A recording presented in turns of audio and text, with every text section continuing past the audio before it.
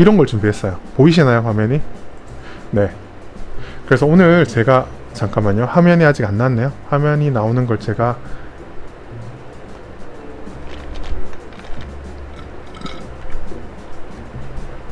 화면이 넘어왔죠. 네. 그렇죠. 그래서 제가 어떤 거랬냐면 그냥 계속 2시간 동안 떠들거나 이런 거는 좀 아닌 것 같아서 이번에는 그러니까 제가 블로그나 이런 데서 주로 이제 참고해서 이런 게 왔네라고 하고 눈에 띄는 것들 있잖아요. 그런 것들이 어떤 게 있었나 그러면 되게 궁금하시지 않으셨어요? 이 인간은 주로 이제 뭐 분석하는 뭐 그런 거는 말고라도 블로그나 아까 지금 이제 이보아님 말씀하신 것처럼 커뮤니케이션 하는 사람들 중에서 어떤 컨텐츠들을 주로 이렇게 눈에 들어오는가 눈에 밟히는가 궁금하실 것 같아요. 그래서 궁금해하시고 안 궁금하세요? 안 궁금하시면 패스하고 궁금하실 것 같아서 준비를 하긴 했는데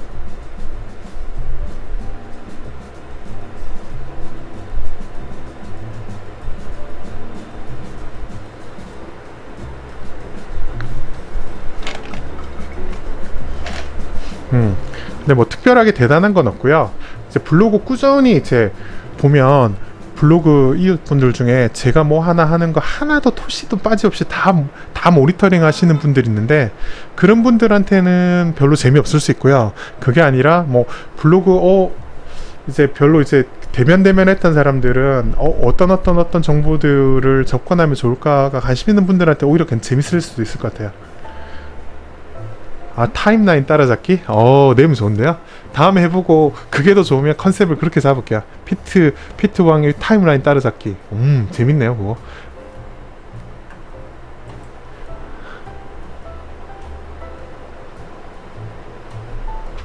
그리고 이제 브리핑인데 미리 이야기하지만 뭐 종목이 뭐 있을 수도 있고 없을 수도 있고 그런데 뭐 매매 추천이랑 전혀 상관없다고 넘어가겠습니다. 그래서 제일 먼저 이제 제가 눈앞에 들어온 오늘 기사는요. 오늘 타임라인에 2개가 들어왔는데 신일그룹 전 대표 제일제강 인수 중도금 미납했다는 이야기 있는데 그래서 보물섬 사기 사건 압수수색 한다 그랬는데 이게 보물섬 테마가 최근에 터져가지고 야 저게 또 나오는구나. 10몇 년 전에 한번 나왔었거든요. 그래서 이야기를 했었는데 아마 그러니까 보물섬을 이게 기사 한번 볼게요. 누르면 기사가 뜨니까 기사 잠깐만요. 화면 잠깐 전환하고요. 다시 보여드릴게요. 이게 아마 활성화 때문에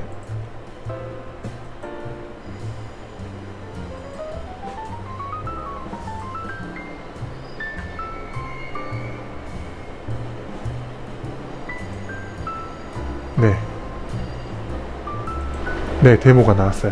화면을 보시면은 그러니까 이게 어떤 거냐면 신일그룹이 뭐 울릉도 쪽인가 거기 러시아의 보물섬이 가라앉아서 그거를 몇 조 원치 되는 걸 하겠다고 해놓고 아시는 분은 다 아시겠지만 모르시는 분을 위해서 설명드리나요? 그러니까 신일그룹이 보물섬을 5조짜리를 캐겠다라고 이야기를 하고 그러면서 뭔 짓을 했냐면 제일제강이라는 되게 조그만한 회사를 자기가 경영권 인수하겠다고 하면서 제일제강이 보물섬 테마주가 됐어요. 그래서 미친듯이 올라갔던 적이 있거든요.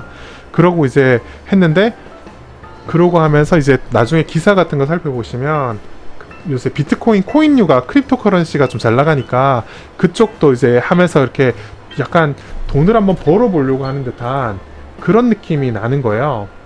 그래서 이거 약간 느낌 안 좋다라고 이야기를 했는데 이제 테마주는 얼마 오래 가지 못하고 제일제강 주가는 다시 이제 많이 떨어진 상태고 그래서 이렇게 테마가 끝나나 보다라고 생각했는데 그리고 이제 그 상황에서 신일그룹이 제일제강을 인수하기로 공시는 난 상태인데 돈을 내야 되잖아. 인수대금을 줘야 되는데 안 낸 거예요. 그래서 이렇게 되면 약간 뭐지? 이렇게 되는 거죠. 아마 이렇게 냄새가 좀 난다라고 된 거고 그러면서 이제 경찰이나 이런 데가 신일그룹 압수수색하면서 사기 의혹이 아니냐라고 했는데 이게 아마 좀 안 좋게 끝날 것 같아요. 느낌이 좀 안 좋아요. 그래서 여기 오신 분들은 그런 사람 없겠지만 이런 거에 상한가 막 치고 그랬거든요. 주가 한번 제일제강 확인해 보시면 알겠지만 참 보면 사람의 그 탐욕이라는 게 참 우스워요. 이런 게 계속 반복되는 게 보면 참 아무튼 그렇습니다. 이런 이야기가 보여서 여기선 투자하신 분 없으시죠? 예, 없으실 거라고. 저배 나름 유명하다고요? 하여튼 보물섬 이야기 찾아보면 뭐 이번에 울릉도 앞바다 있잖아요. 지난번에는 그 신안 앞바다 뭐 거기였었거든요. 그래서 난리도 아니었어요. 동화 건설 동화 그룹 뭐였는데 아무튼 저도 오래돼서 기억도 안 나요. 원래 관심 있지도 않아서. 요게 오늘 올라왔다라는 게 눈에 띄어서 여러분들한테 한번 설명을 드리려고. 이런 거 절대 하지 마세요. 세상의 그런 투기적인 거에 위해서 투기성의 돈을 노리고 이런 계속 꾸준히 일어나니까 뭐 꼭 이제 이거 전에 있었던 게 그거잖아요. 그 뭐죠, 장독대 사건? 네이처셀? 그런 건데 그쪽도 있는데 그런 건 가급적 투자하면서 조심하는 게 정말 좋을 것 같아요. 참 보면 아마 아무리 제가 이렇게 말해도 또 계속 반복될 거예요. 눈에 띄었고요. 그 다음에 이제 또 하나 눈에 띈 게 오늘 뜬금없이 금융용어가 그 실시간 검색어 상위 지금 시간대 보면 3위, 4위, 3위, 4위 이렇게 해서 3, 4위권에 계속 유지되고 있는 상황이잖아요. 그 은산분리 이야기인데 이건 정규 강의 들으신 분은 은산분리, 금산분리가 왜 중요한지에 대해서 제가 설명을 드려서 오늘 뭐 강의용 내용이라 오늘 기기의 설명은 안 드릴 텐데 이렇게 은산분리를 완화하겠다는 내용의 기사가 있었던 것 같아요. 아마 그 인터넷 뱅킹이 아니라 인터넷 은행 때문에 그 제이드님 눈물의 장독대 네 신일코인이라고도 하셨고 네 오기찬님은 영국의 유명한 해적이 백록담 동굴에도 보물 숨겨놨다고 네 재밌습니다. 아무튼 네 하여튼 그렇고요. 이게 요거 다음에 할 때마다 피드백 댓글 주신 거 읽어드릴게요. 그래서 지금 다시 두 번째로 넘어가서 은산분리 이야기를 하는데 은산분리가 아마 인터넷은행 때문에 그 자금 조달 때문에 인터넷은행은 예금은 별로 없고 대출이 많기 때문에 출자금을 계속 늘릴 수 있어야 되는데 그게 이제 은산분리 원칙 때문에 한계가 있으니까 이제 그런 문제가 생기는 걸 완화해 주겠다라는 건데 사실 은산분리를 완화해 주면 이제 투자하는 입장에서는 나쁘지 않을 수 있어요. 오히려 그러니까 기회가 많이 생기고 다 좋은데 뭐 이걸 약간 좀 투자 공부 쪽을 좀 하시면 뭐 도드 프랭크법 미국은 그런 게 있거든요. 그런 것처럼 약간 이렇게 규제 그런 금융 관련된 규제 주행의 하나인데 이제 사실 저게 문제가 되면 금융 지식이 좀 부족한 사람들한테 크게 문제가 되는 경우가 좀 있거든요. 그래서 약간 우려되는 부분이 있는데 아무튼 이게 은산분리가 좀 은산분리 완화 이야기는 계속 나왔었는데 이게 완화되는 방향으로 간다. 뭐 이런 게 있는 것 같아요. 그래서 그쵸 연설에서 언급했다고 이야기를 하더라고요. 그래서 아무튼 그렇습니다. 개인적으로는 저는 이제 금융 쪽에서 적극적 투자를 하고 있는 입장이고 금융 지식도 뭐 평균 이상 된다고는 하지만 은산분리는 사실 좀 걱정스러워요. 그러니까 금융의 지식이 부족한 사람, 나이 많은 사람, 뭐 이런 그런 게 있잖아요. 피터 린치가 한 이야기 중에 피터 린치가 했던 유명한 말 중에 배당 투자는 뭐 고아와 미망인의 투자라는 식으로 이렇게 비하도 아니고 이것도 아니 아무튼 그런 이야기를 했었는데 그러니까 사실 나이 많거나 경제력이 좀 가고 비유가 안 좋군요. 이건 해당 안 되는데 아무튼 그런 금융지식이 비좁고 나이 많으신 분들이 오히려 피해가 입을 가능성이 좀 있어요. 그래서 약간 걱정되는 부분이 좀 있고요. 그래서 뭐 카카오가 주가가 많이 올랐다고 합니다. 뭐 카카오뱅크 이런 것 때문에 그렇겠죠. 그래서 뭐 그런 거고요. 오늘 이게 이제 이야기가 나왔던 부분이고 어떤 영향을 미칠지는 당장은 금융이나 은행 쪽은 좋은 일이고요. 나중에 이제 잠재적 문제가 되는 건 이제 한참 이해는 나오는 거니까 보통은 이런 건 바로 문제가 안 생기죠. 그래서 혹시 이제 나중에 문제가 생기면 피트왕이란 사람이 이거 이야기가 나왔을 때 조금 걱정했었구나 라고 한번 기억을 해주시면 뭐 다행이고요. 아니면 그냥 가볍게 넘어가시면 됩니다. 네. 보물섬보다 이거는 피드백이 몇 개 없으시네요. 네. 카카오톡이 5% 막판에 상승했다 라고 합니다. 저는 이제 사실 그쪽은 투자를 안 하고 있어서 IT주는 가끔 투자금이 좀 배분을 잘 안 하고 있는 편이라 다 아시겠죠? 제 투자 성향은 그런 거고. 그다음 이거는 이제 스탠다드님이 관심이 많을 것 같아요. 그리고 대다수 이제 많은 블로그 분들도 관심이 많을 것 같은데 그 이란 제재 시동 뭐 이러면서 정유 업계 긴장 뭐 이런 이야기가 나오는데 기사 한번 볼까요? 왜 일로 가지 자꾸?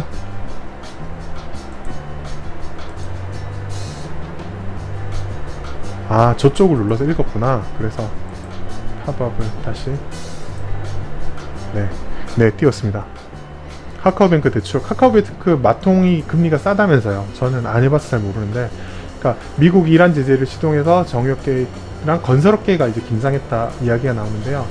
여기는 거기 보면 무슨 이야기냐면 이렇게 트럼프가 이란 제재 행정명령에 서명했기 때문에 이제 그게 되는 건데, 그러니까 보통 이게 달러화로 알죠? 다 아시다시피 그 원유는 달러 결제가 기본인 거는 이제 보통 금융통화나 뭐 화폐나 환율에 대한 공부를 하시면 알고 계신 건데, 달러 결제 안 되고, 그래서 이게 모르시는 분은 모르실 수 있는데 우리나라도 이란사 이게 규제 중에서 오바마가 규제를 풀었잖아요. 이란이랑 협상해서 풀었는데 그 전에도 수입할 때 수입하고 재밌었던 게, 이거 아는 사람만 아는 건데, 수입하고 나서 돈을 원화로 줬어요. 달러 결제를 못 하겠으니까 제재 기간 중에는 이렇게 원화로 결제하는데, 원화는 딴 데 가서 쓸 데가 없잖아요. 그래서 어떻게 하냐면 원화로 결제를 하고요, 그거를 한국의 통장에 넣어놔요. 그리고 이제 이란에서 뭐 물건 사갈 때 하나로 결제해가지고 사가고 이렇게 되는 거예요. 약간 이제 걔네들 입장에서 물물게 하는 형태에서 한국이랑 이제 그런 형태로 되었었던 형태였어요. 그래서 이게 달러 결제가 됐었는데 이제 다시 못하게 되는 거고, 그래서 이제 우리나라 입장에서 과거로 돌아가는 거냐 뭐 이런 거에 관심이 있는 거죠. 그러니까 어느 정도로, 그러니까 원유가 쫙 이란산 원유가 달러 결제되면서 이제 수출 규제도 풀리니까 많이 늘었다가 이제 다시 줄었는데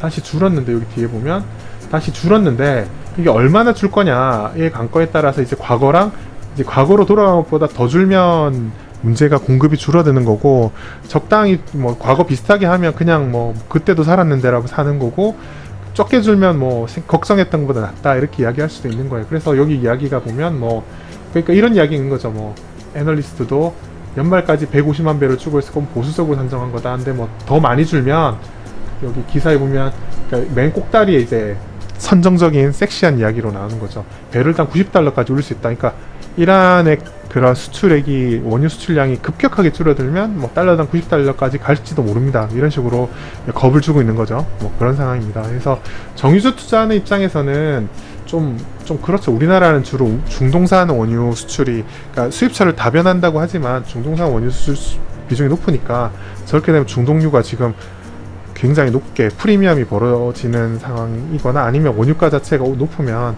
경기에는 안 좋은 상황이 될 수 있죠. 그런 것들을 다 걱정하는 거죠. 네, 스탠다드님이 야근하면서 소리만 듣고 있다가 닉네임이 나오니 집중하게 되네요 라고 하셨고요. 제이드님은 페트로 달러, 오 이란 눈물겸네 물물교환님. 제이드님 아세요? 제이드님 모르셨던 내용인가 봐요. 그래서 이런 일이 있었어요. 되게 재밌죠. 우리가 보면 정말, 그러니까 물물교환 그거라도 하게 되면 좋은 거고요. 그러니까 유가가 오르면 아마 조금 그럴 것 같아요. 그러니까 지금 6월 달에 유가가 많이 오르면서 여러 가지 불안한, 정유화학 쪽에서 약간 불안감이 좀 엄습해 왔잖아요. 이거는 그러니까 예를 들어서 지금 보면 그 뭐라고 해야 될까?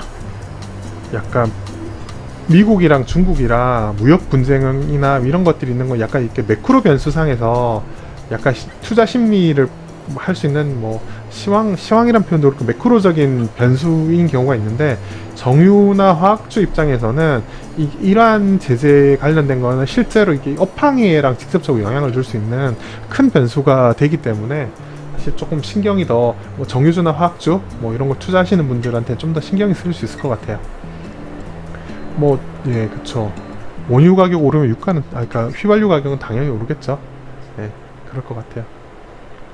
요까지 일단 뭐 기사만 먼저 했어요. 혹시 뭐 일단 이게 맛배기로 하고 좀 쉬었다 갑시다. 아이고야 허리 아파.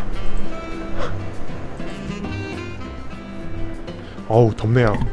모니터도 열기가 나요. LCD로 했는데도 모니터가 열이 그냥 OLED 모니터로 바꿔야 되나요? 열이 그냥 축축축 납니다.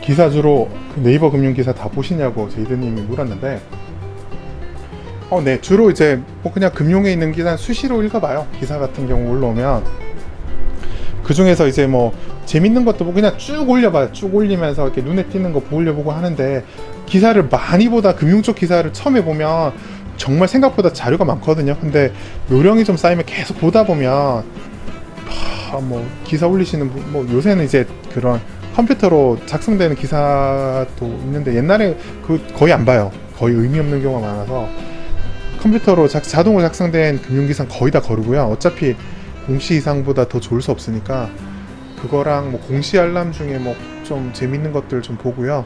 그거 막 그거 다 그런 거 다 빼고는 볼 것들이 대충 제목 보면 대충 느낌 와요. 저도 가끔 낚이긴 하는데 그거 말고는 보면 이제 그래서 거의 다 쭉 훑어봐도 시간은 뭐 상대적으로 적게 걸리는 편이라 괜찮습니다. 그러니까 네이버 증권에 있는 기사랑 그다음에 뭐 네이버 포털에 있는 경제면에 있는 기사 뭐 이런 것들도 꾸준히 다 살펴보고요. 그다음에 뭐 포털 그런 뭐지 모바일 포털에 있는 경제 섹션도 좀 보고요. 핸드폰 열나죠. 그러니까 저도 모니터에서 열나가지고 장난 아니에요. 네. 우와 오늘 잘하면 최고 멤버 경신할 수 있을 것 같아요. 역시 이런 컨텐츠를 투척을 해야 사람들이 이제 열심히 보는 것 같아요. 일단 여기까지 재밌었나요?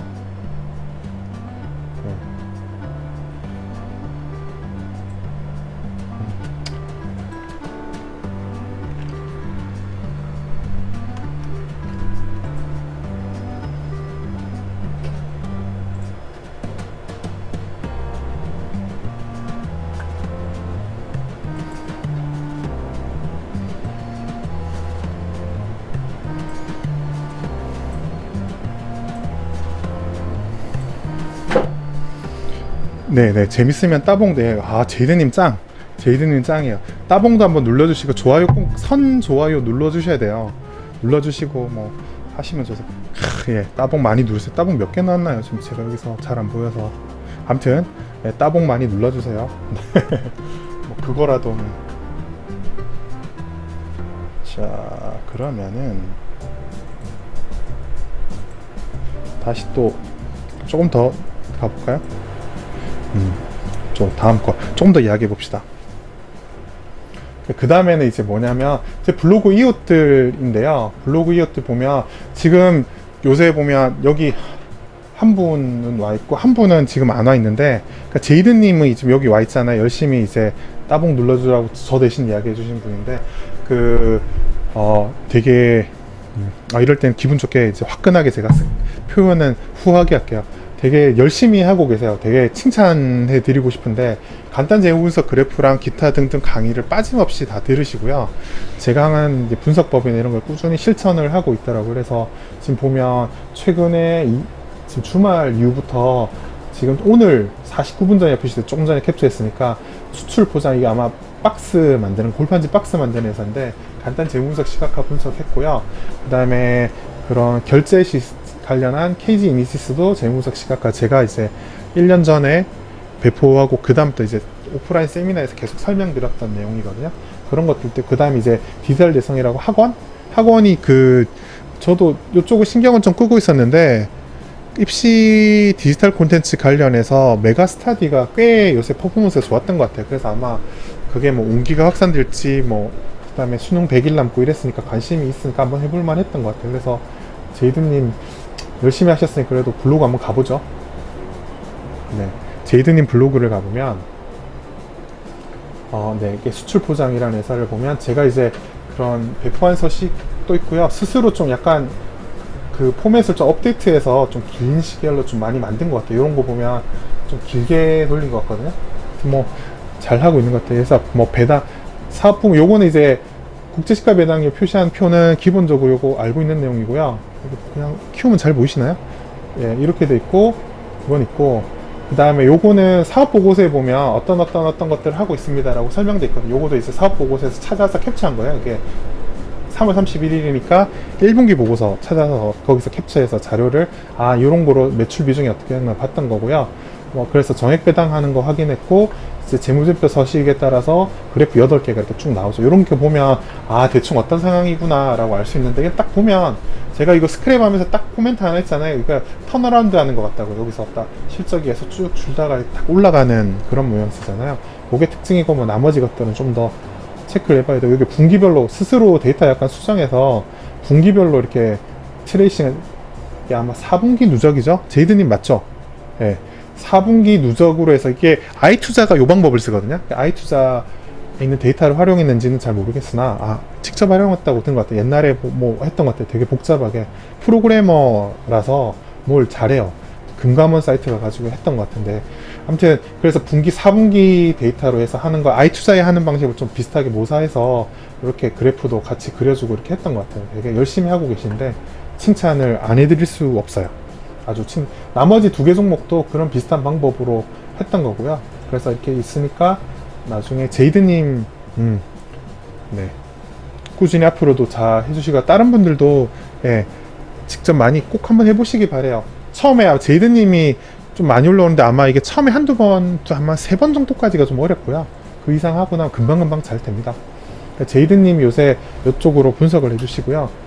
그 다음에 이제 보는 락슈미님이라고, 락슈미가 보면 그 무슨 인도의 무슨 신이었던가 이름이 있던 것 같아요. 저도 이거 몰랐는데 이분 닉을 보고 하니까. 그래서 갑자기 이제 지금 이제 이분은 갑자기 LS 산전, SK 바이오랜드, 유니셈이라는 회사를 했는데, 이게 그 개인적으로 들은 이야기는 아이투자에서 2분기 실적이 괜찮았던 회사들 리스트를 이렇게 쭉 뽑아, 그러니까 이렇게 데이터가 아이투자에서 텔레그램 정보가 나오거든요. 거기서 그 회사들 리스트를 추려가지고 요런 거 한번 직접 해봐야지 하고 하는데, 이제 주말 아니죠, 어제 했는데, 어제 시간 내서 한꺼번에 이렇게 뭐 2-3종목씩 이렇게 하는 분 하고 있거든요. 애아빠인데 참 열심히 잘하고 있어요. 이분도 많이 응원 드립니다. 왜 락슈미는 오늘 와 있어야 돼? 이렇게 특급 칭찬을 할 때는 들어오셨어야 되는데 오늘 안 오셨네요. 그렇죠. 그렇게 잘 하고 계십니다.